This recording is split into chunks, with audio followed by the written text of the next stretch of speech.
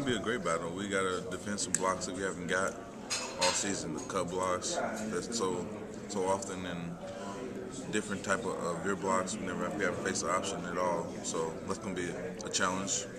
They're great offensive line. I mean, they do well what they're good at. So it's going to be a challenge, but I mean, we're up for it.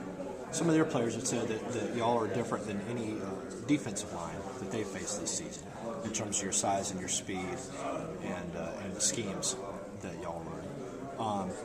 Is the key going to be just winning the physical matchup, or is it going to be your gap discipline? What do you think it's? It's going to be both of those. Pretty much being physical while being smart. You got to do both at the same time when you're going against the option offense. You can't be too passive, because if you do that, then it's going to blow you off the ball. But if you being too aggressive and you're just flying around, then that's how they beat you too. So you got to do both and control yourself, basically.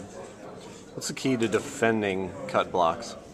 Just stay low and can't pop straight high. You got to use your hands. You can't just dive into them because it's going to cut you. You're going to be on the ground. How much film have y'all watched of the offense?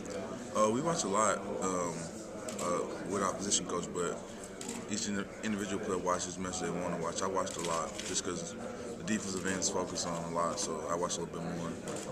What kind of stress does it put on you, being a defensive end, what they're trying to do with their offense? Not necessarily stress, just know I got to step up to the plate, me and Broderick, as a defensive ends, because that's where the option off of mostly. Does it put any extra pressure on you to know that if it comes to fourth down, they're usually going to go for it? That you can't. It's not a 3-down offense. Right.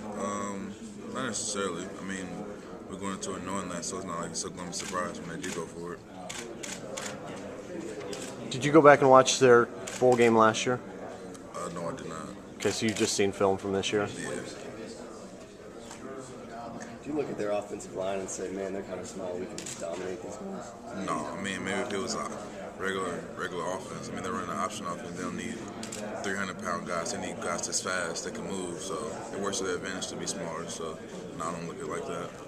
When you're watching the film, what do you think is the key? I mean, is it stopping the fullback or?